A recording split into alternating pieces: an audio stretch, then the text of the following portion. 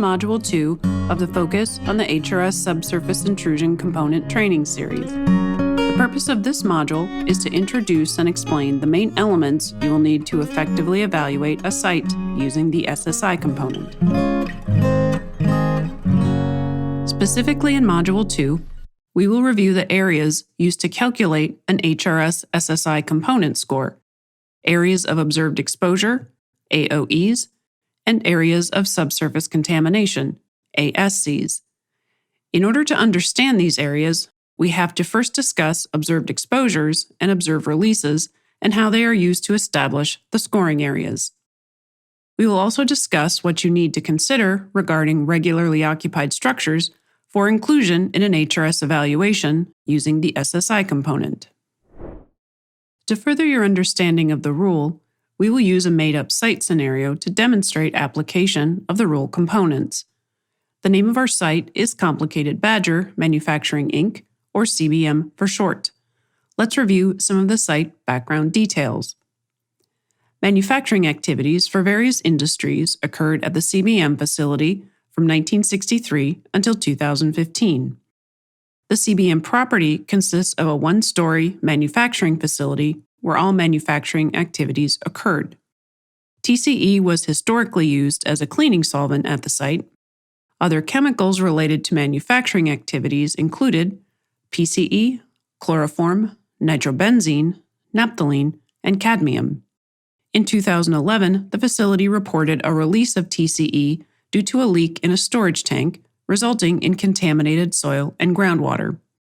Groundwater is encountered at a depth of approximately 30 feet at the site and continues down to the bedrock at 40 feet. Use of the aforementioned hazardous substances ceased in 2015. We will use this basic scenario throughout this module and subsequent modules. Now let's turn our attention to the basis for scoring the SSI component. The basis for scoring the SSI component includes AOEs and ASCs, and three other fundamental elements required for evaluation. AOEs and ASCs, if you remember, represent areas where populations have been exposed to contamination or are probably exposed to contamination. Now, within these areas, we look at three fundamental elements, including regularly occupied structures, eligible samples, and eligible hazardous substances. These are the pieces you will need to evaluate the three factor categories that are common across all HRS pathways.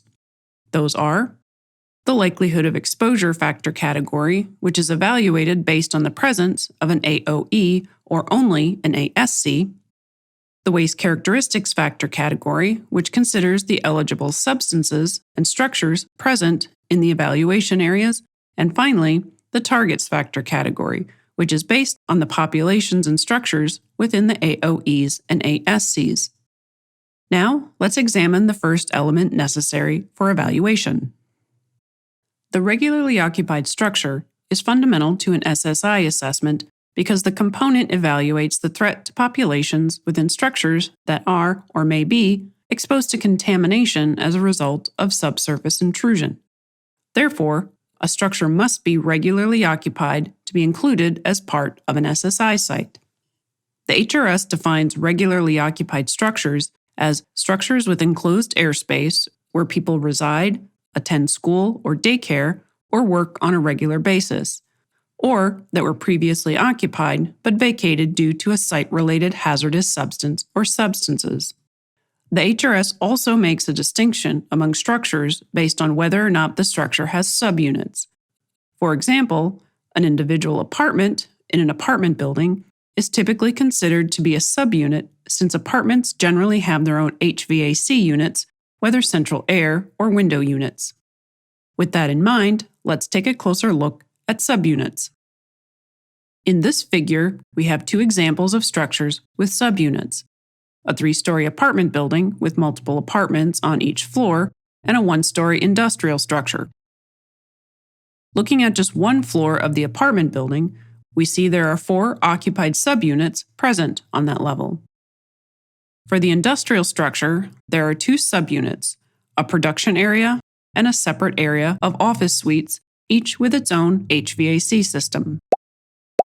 Individual subunits are treated as regularly occupied structures in terms of evaluating waste quantity and targets, the specifics of which will be discussed in Modules 4 and 5.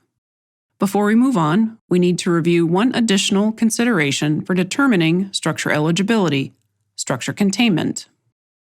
The structure containment factor evaluation reflects the likelihood that subsurface contamination will enter a structure and is assessed for each structure at the site. The assigned containment factor depends primarily on the presence of preferential pathways, such as cracks in a foundation or unsealed utility lines, and mitigation actions that have been taken. Containment values are assigned to all structures to determine if they can be included within an AOE or ASC. All structures with a non-zero containment factor value are eligible for inclusion. The lower the containment value, the lower the expected chance for subsurface intrusion to occur into that structure. A containment value of 0 represents no risk of subsurface intrusion occurring. Additionally, for sites that establish only an ASC and no AOE, the containment value is used as part of the potential for exposure factor evaluation, which we'll discuss in Module 3.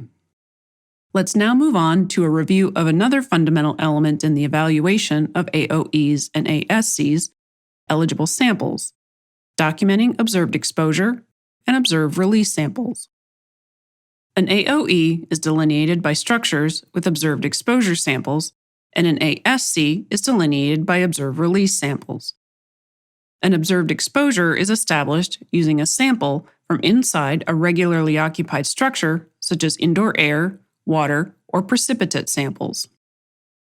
An observed release is established using subsurface samples, such as groundwater, soil gas, or an air sample from a crawl space or from inside an unoccupied structure.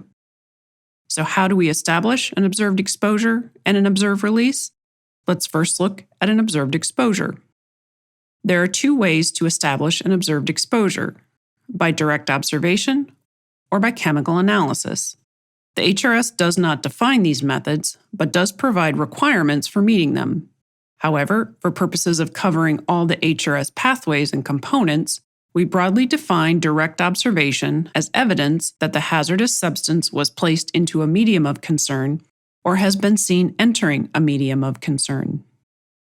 Chemical analysis is the second method for establishing an observed exposure and the only method used to establish an observed release. It is broadly defined as analytical data demonstrating the presence of a hazardous substance at the site significantly above a background level. We will discuss the HRS requirements for each method in more detail. For the SSI component, direct observation can be established for solid, liquid, or gaseous materials that have been documented to enter into the structure from the subsurface. No comparison to a background level is necessary because there is evidence that the hazardous substance within the structure originated from the subsurface and not somewhere else like an indoor source or ambient air. The more common example of documenting direct observation in the SSI component is through groundwater intrusion. In the example shown, a chromium-contaminated groundwater plume is known to underlie the house.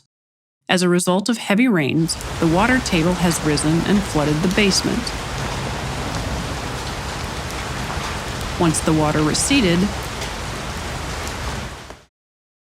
residue remained on the walls and floors of the basement.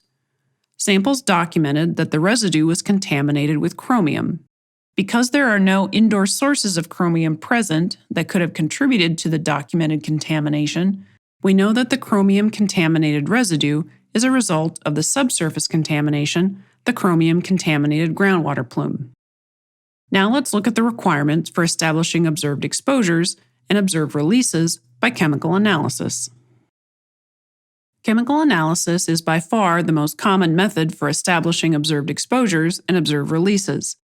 The requirements are the same for all HRS pathways and components and include an established background level, sample concentration significantly above the established background level, and a portion of the significant increase above the background level can be attributable to the site. HRS Sections 2.3 and 5.2.1.1.1 discuss these requirements. We will now look at each of these requirements in more detail. Our first requirement is to establish a background level. A background level is a concentration of a hazardous substance that provides a defensible reference point that can be used to evaluate whether or not a release from the site has occurred. This level will be used to compare against samples taken within a structure or from the subsurface. The same general principles apply for establishing a background level, whether evaluating the SSI component or one of the other HRS pathways. However, when it comes to evaluating the SSI component, there are some specific details to consider. First, because vapor intrusion can vary significantly over time, it is important that the background and exposure indoor air samples, as much as possible, be collected at the same time and for the same length of time.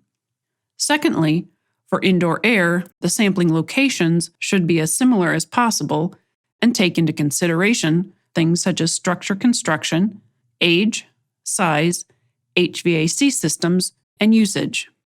For example, conditions may be quite different between an 80-year-old home with a basement and window units and a 5-year-old home with a slab-on-grade foundation and central air. The differences in conditions between a single-family home and a commercial or industrial structure may be even greater. However, it is not always possible to collect background and exposure samples from similar structures. The bottom line is, to the extent possible, take your background samples and observed exposure samples from similar structures in the same location within the structure and at the same time for a similar duration. When dealing with subsurface samples, such as groundwater, soil gas, and subslab samples, all sample types used should have their own background samples for comparison to release samples. Something to keep in mind if you are using both subslab and soil gas samples, while they are both technically soil gas samples, they are generally not interchangeable. Given that they are taken from different environments, they would require separate background samples. Now let's take a look at the next requirement. The second requirement for establishing an observed exposure or observed release is that the concentration in the sample must be significantly above the background level that has been established. When we say significantly, we are referring to the HRS criteria for determining analytical significance for establishing both observed exposures and observed releases. We'll use the example to demonstrate the rule requirements. First, we have identified the sample quantitation limit, or SQL, and the method detection limit, or MDL, for a single analyte detected in each of the samples. In example 1, we have a background concentration that is non-detect, that is, not detected above the MDL, and was reported by the lab at the SQL of 0.16 micrograms per cubic meter with a U flag. The U qualifier means non-detect. We also have an exposure sample concentration value of 0.25 micrograms per cubic meter. If a background concentration is non-detect, then the sample concentration only needs to exceed the SQL to meet criteria for documenting an observed exposure.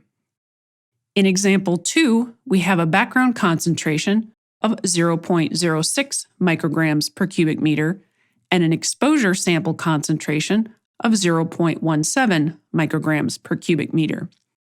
If the background concentration is greater than or equal to the detection limit, then the sample concentration must be 3 times the concentration of the background to meet the criteria to establish an observed exposure.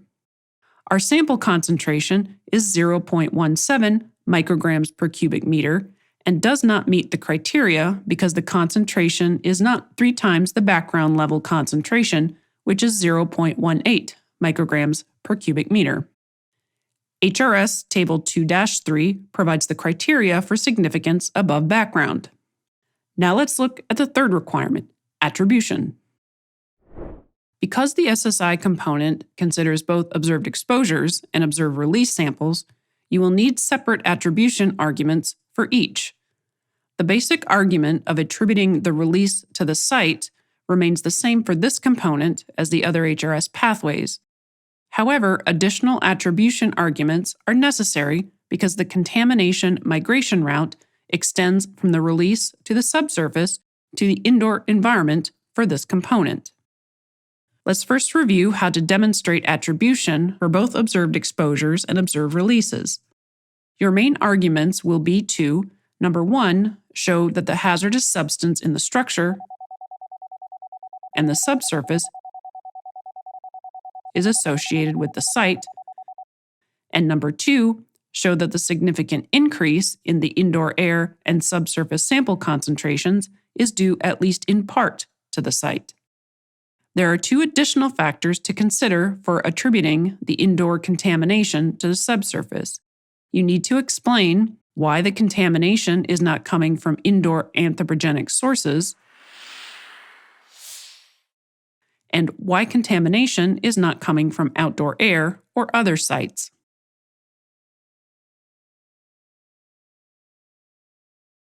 By eliminating these 2 possible contributors, your evidence that the indoor contamination is a result of subsurface contamination intruding into the structure is more defensible. So that wraps up how to establish observed exposures and observed releases. Next up is looking at how these elements differ across AOEs and ASCs. AOEs and ASCs are the areas used for scoring the SSI component. Eligible regularly occupied structures, eligible samples, and eligible hazardous substances within those areas are required scoring elements. But each element looks slightly different depending on which area you are evaluating. Let's look at how they differ between areas. Regularly occupied structures are treated the same when evaluating structure containment, unless you are evaluating potential for exposure. If that's the case, the structure containment factor evaluation is more detailed. We'll cover this in Module 3.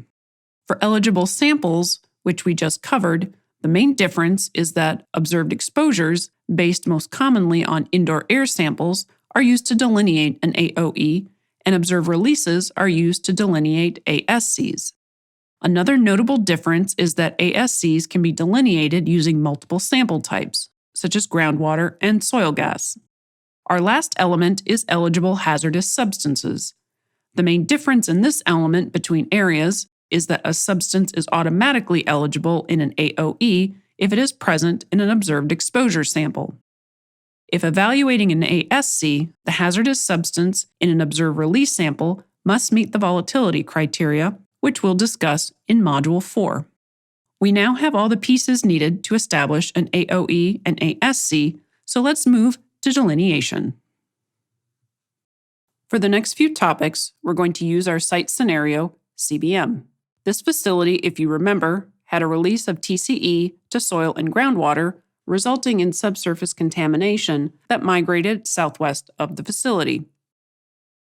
Our first step in establishing the AOE is to look at the sample locations and results.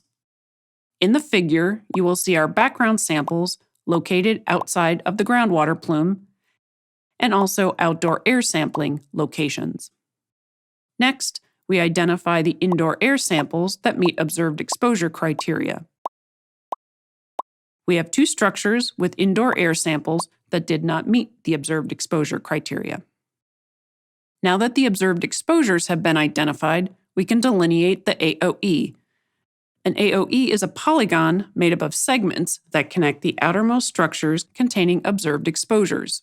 To delineate the AOE, you will first need to identify the outermost structures relative to the expected interior of the AOE and choose one to start with.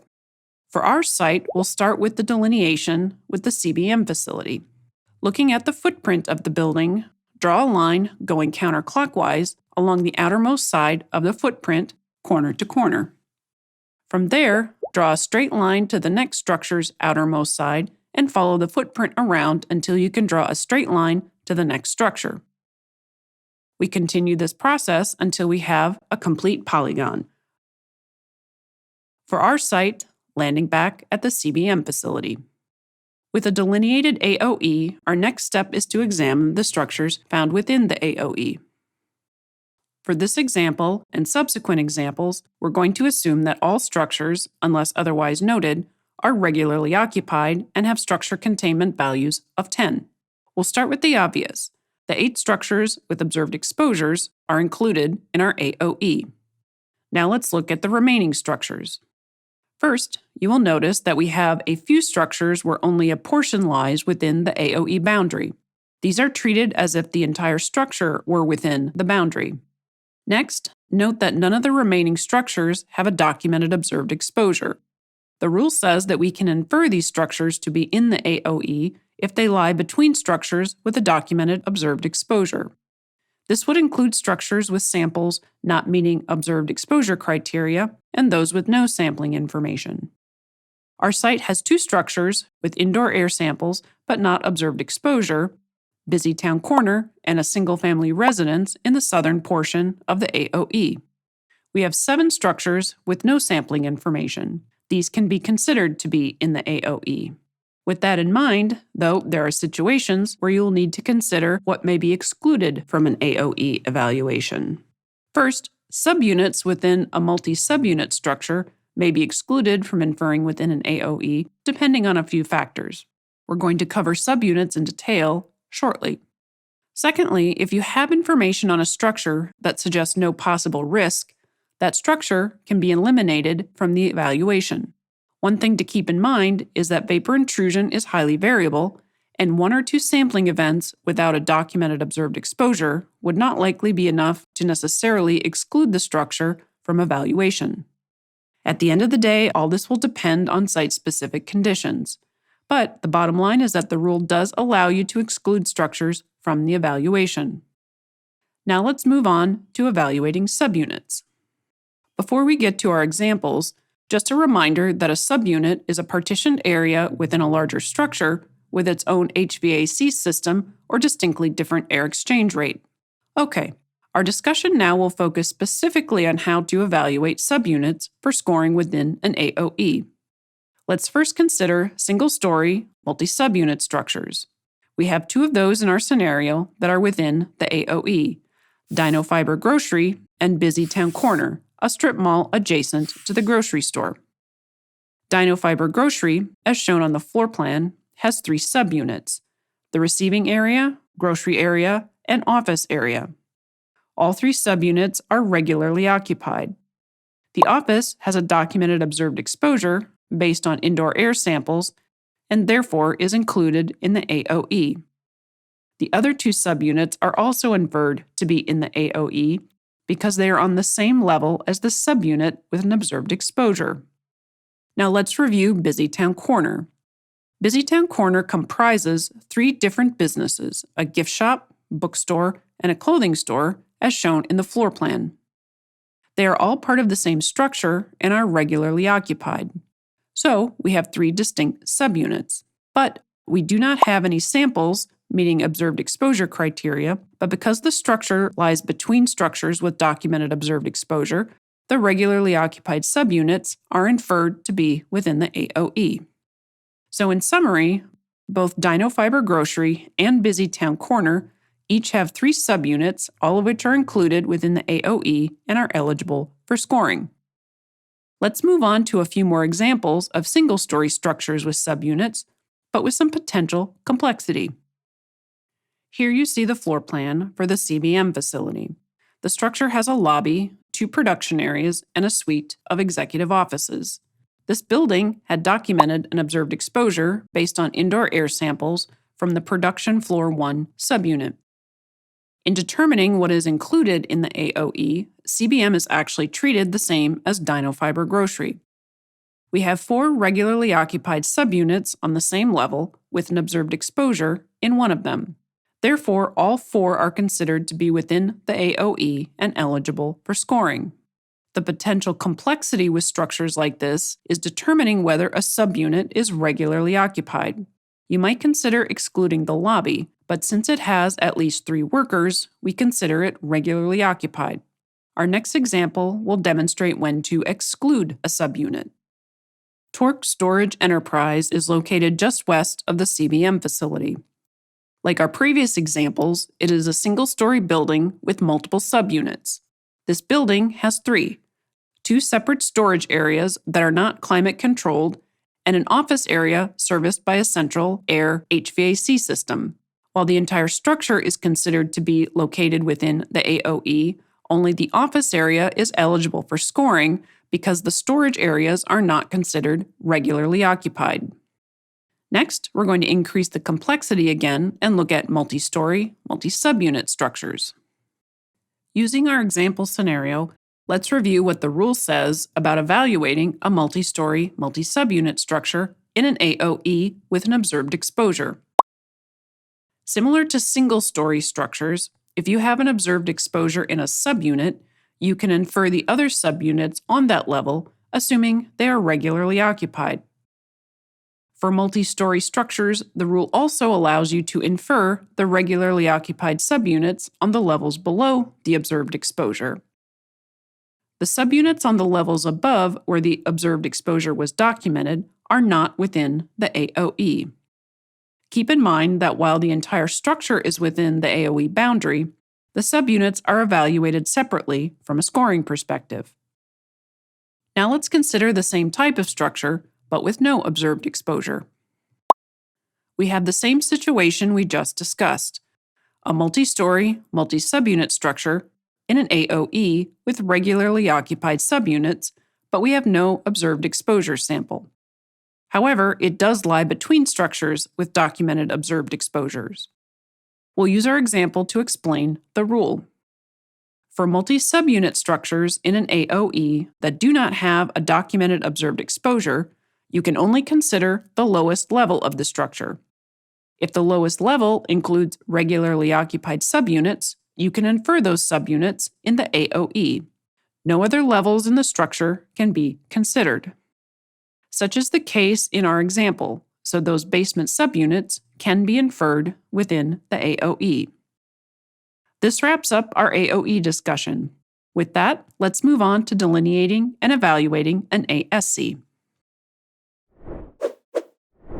Before we cover delineation, let's first review the specific types of samples that can be used to establish an ASC.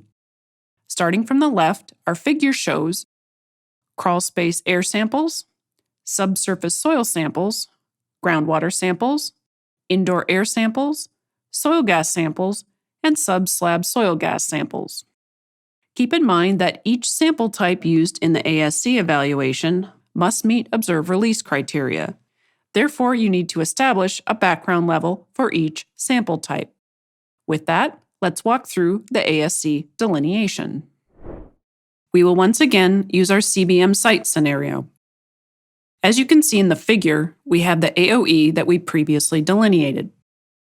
To begin our ASC delineation, first we show the background samples for each type of sample used in the evaluation: groundwater, soil gas, and crawl space air samples. Next, we'll show the subsurface and crawl space samples that meet observe release criteria.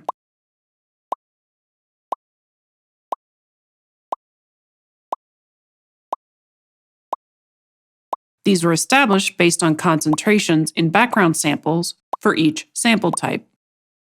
Also, remember that in addition to meeting observe release criteria, the hazardous substance in the sample must meet the volatility requirements. We briefly covered that earlier in this module, and we'll cover again in Module 4. But you can find the volatility requirements in the rule, Section 5.2.0. From those samples, we can determine which ones will be used to delineate the ASC. Similar to the AOE delineation, you should use the outermost samples for the ASC delineation. Then, you simply connect each sample point with straight lines to form a polygon similar to the AOE. With the ASC delineated, we then want to identify all the structures within the ASC to determine how they will be evaluated for scoring purposes. The first thing you can do is eliminate all of the structures currently part of the AOE. That leaves us with 7 single-family residences, 4 apartment buildings, the elementary school, and 2 office buildings. All are regularly occupied. You can infer all of these structures for evaluation in the ASC including any that are partially within the ASC boundaries. The last step is to evaluate the structures with subunits. In our scenario, the apartment buildings, elementary school, and office buildings all have subunits and are all multi-story. As we know from our AOE evaluation, subunits may or may not be included in an ASC depending on location and a few other factors we'll discuss next. Also, similar to an AOE evaluation, if you have information on a structure that shows no possible risk, that structure can be excluded from the evaluation. Now, let's look at some examples. As we did previously, the examples we cover assume structure containment values of 10. Our figure is an example of how to infer a multi-subunit structure in an ASC. Supergood Elementary School is one of the structures in the ASC. It is a 2-story multi-subunit structure. Our figure shows the floor plan for each level. The first level has 3 subunits: the cafeteria, the office area, and the gym. However, only 2 of the subunits, the cafeteria and office area, are considered to be regularly occupied. Therefore, only those 2 subunits are eligible to be included in the ASC. The second level has 2 regularly occupied subunits, the library and the classroom areas. However, as we previously discussed, we only evaluate the lowest level of a multi-story structure. Therefore, none of the subunits on the second level are eligible for inclusion within the ASC. Now, let's look at a special situation unique to ASCs. We previously looked at 2 examples of apartment buildings in our AOE, one with an observed exposure and one without. We reviewed what subunits were eligible for scoring purposes in the AOE. However, these scenarios also play a role in ASCs. Using the figure, we'll explain what the rule says. We have a multi-story, multi-subunit structure in an AOE with regularly occupied subunits and a subunit with an observed exposure. As we discussed in a previous example, we know that you can infer the regularly occupied subunits on the level with the observed exposure and can also infer the regularly occupied subunits on the level below. Now, this is where the ASC comes into play. For the level above the level with the observed exposure, the regularly occupied subunits can be inferred in an ASC. In other words, those subunits are treated as potentially exposed. Furthermore, if that observed exposure was instead an observed release, which means those subunits are not occupied, the level above can still be inferred in an ASC. Now, let's say we have the same situation we just discussed, a multi-story, multi-subunit structure in an AOE with regularly occupied subunits, but we have no observed exposure sample. Based on previous examples, we know that you can only consider the lowest level. You can then infer those regularly occupied subunits in the AOE.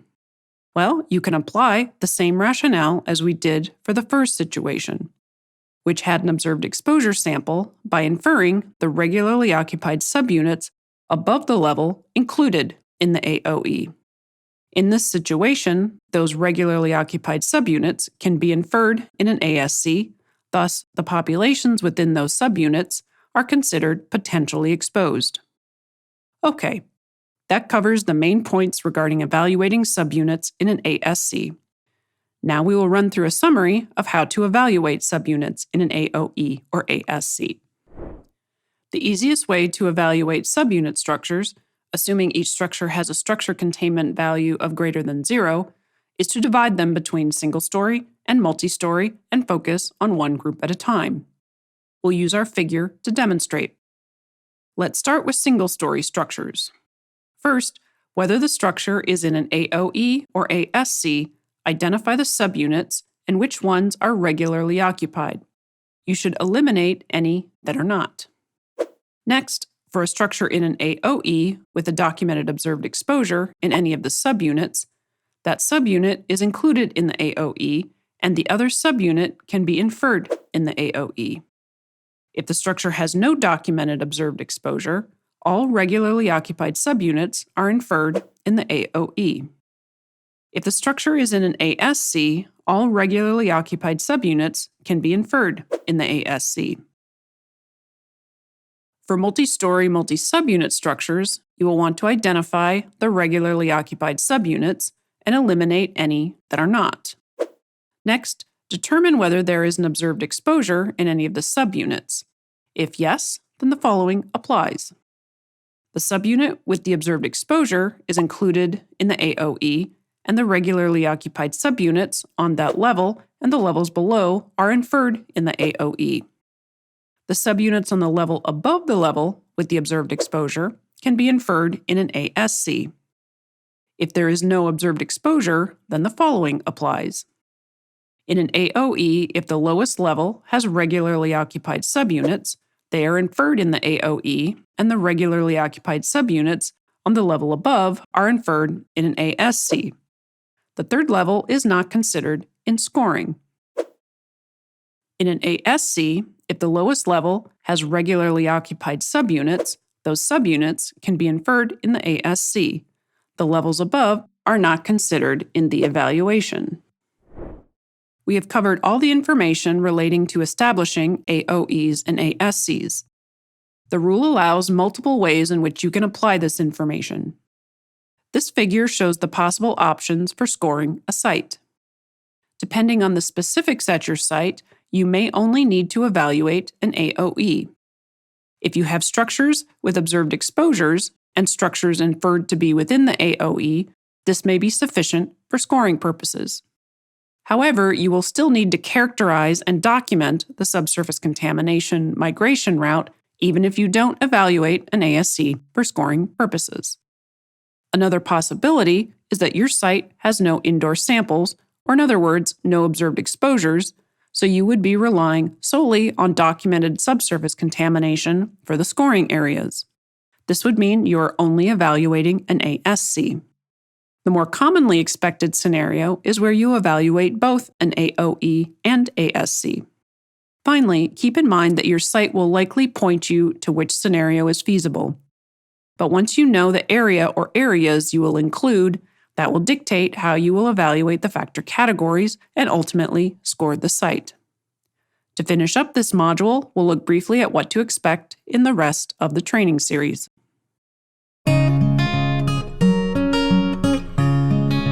Now that you have the context for scoring an SSI site, the next modules will discuss specifically how to arrive at a score for SSI-specific factors and factor categories. The next 3 modules will cover the likelihood of exposure, waste characteristics, and target factor categories. This completes Module 2 of the Focus on the SSI Component training series. Thank you.